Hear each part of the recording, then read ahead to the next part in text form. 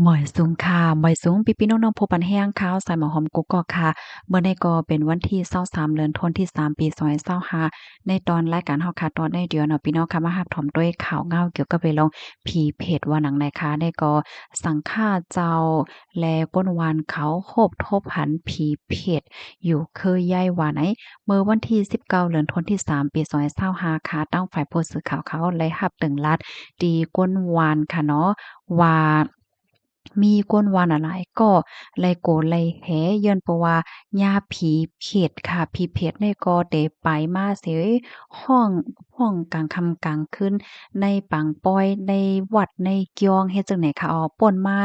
เมื่อป่นมาอำเพิงสังในค่ะนะที่วัดนี่ก็มีปังป้อยเขาฮ้องว่าป้อยเกี่ยวกับรองข้าวเปลือกค่ะเนาะตั้งท้ายเขาฮ้องว่างานทำบุญลานข้าวเปลือกนะคะว่าที่วัดดอนแคหมู่ที่7เอิ้งไกลนอก เจอเว้งกงไกรลาดใจดอนสุโขทัยค่ะเฮ็ดให้ก้นวันเขานี่ก็ตกอกตกใจโกแฮเด้ๆจังไหนคะนะมันก็ได้ถึงขั้นที่ว่าหัดขี่รถขี่ก้านลัดผ่านกว่านาวัดนาเกี้ยงตินนั้นยามกลางค่ำกลางคืนนี่เอาก็เปิ้ว่ามันก็ได้ยามญาแต้ๆนี่ค่ะว่านะหันแต้ๆกำเหลียวเหย้านี่ค่ะเพจนั่นเต็มีเพจจ้ายและเพจยิ่งนี่เนาะ สูงหนาในวันนะสูงเป้งปลายเจียงใหม่เจ้าแนวค่ะจุกเหก็ปักตาโดยอยู่ในนั่นค่ะเฮ็ดนั้นแล้วแลผู้สื่อข่าวเขาเนี่ยก็ไล่ลงเปิ้นดีกว่าที่วัดดอนแคไล่กว่าบทบหันไล่กว่าทบอันเจ้าก้อนวัดค่ะเนาะเจ้าก้อนวัดเนี่ยก็ลัดเนาะเจ้าก็ยืนยันว่าเป็นรองแต้มีก้นวานหลายก็หลายก้นยาผีเผ็ดนะคะอ่า แล้วก็เจ้าก้อนวัดก็ลัดแหน่เปิงเป็นมันค่ะเนาะป่นมามื้อ40-50ปีนั่นแหละค่ะก็ยามหันแหน่ค่ะว่านะเมื่อพ้องนั้นได้เนี่ยอันเป็นมวลเจ้ามวลจ้างตีวัดค่ะเนาะก็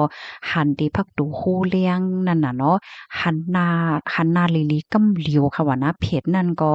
เป็นก้นในหมู่บ้านนั่นน่ะค่ะแนวว่าเป็นก้นที่ในหมู่บ้านนั่นน่ะเนาะไหว้หลังนั้นมาเนี่ยก็ย่ากันมาอยู่คือๆย้ายๆต่อถึงมือเหลียวจังได๋ค่ะเมื่อนังเจ้าสั่งเจ้าจ้างอันกว่าคำสั่งคำจ้างใหม่ๆนั่นก็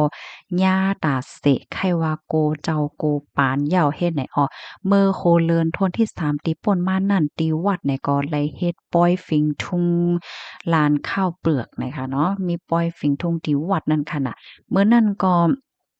มื้อพ้องข้าวยามกลางค่ำกลางคืนจำเต็งคืนแล้วค่ะนะ มีนางยิ่งในหมู่บ้านมอโคกอเจ้าเนี่ยค่ะเปิ้นก็มาเฮ็ดข้าวเฮ็ดผักก็เพราะว่ามันจั่งว่าพวกที่เป็นป้อยเนี่ยเนาะเปิ้นก็มาจอยกันจั่งใดบ่พ้องตีเฮ็ดข้าวเฮ็ดผักสังสิงหาแฮ่นเหย้าหยามอแล้วก็นอนตีวัดเฮ็ดแนวนะอยู่ๆก็ได้ยินเสียงมาฮ้อง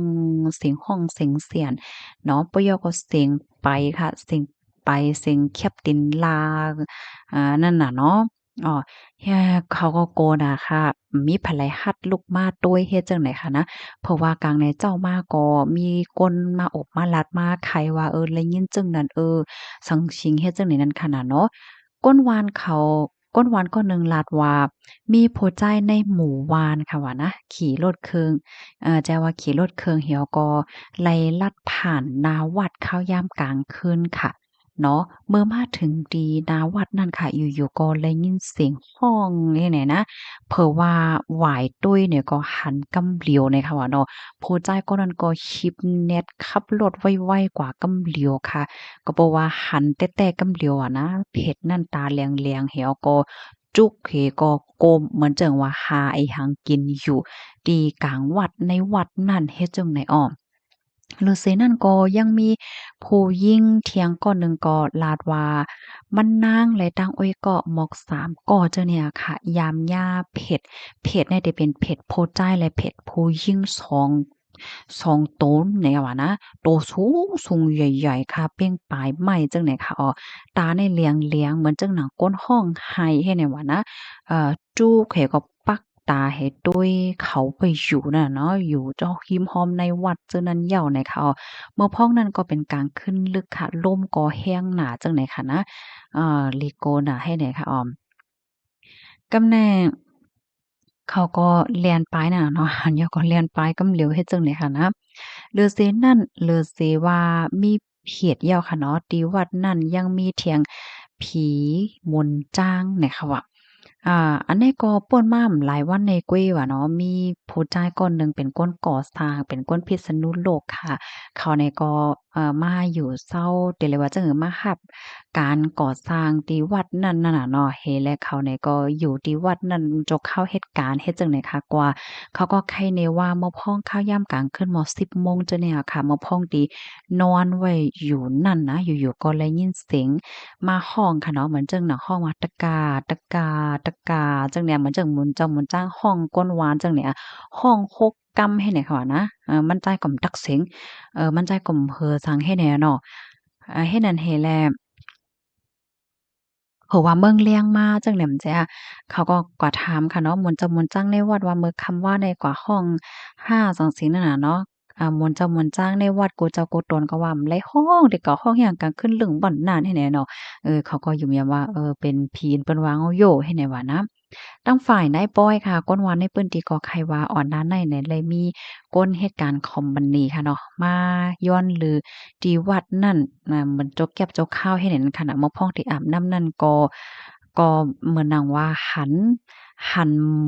เหมือนเจ้าจ้างเนี่ยนะก้อยน่ะโตลำๆไว้ว่านะจู้แขวก็ปัดไม้ไม้ตอกอยู่ที่หน้าห้องน้ำเฮ็ดจั่งเนี้ยเผลอตุ้ยอีหลีม่วนเจ้าม่วนจ้างในวัดอันมีตัวคิงเหมือนนั้นก็ซักมีไผเฮ็ดจั่งเนี้ยเนาะที่วัดนั้นมีม่วนเจ้าม่วนจ้างทั้งหมด3ตนเฮ็ดไหนคะกำนั้นแหละเขาก็ว่ามัน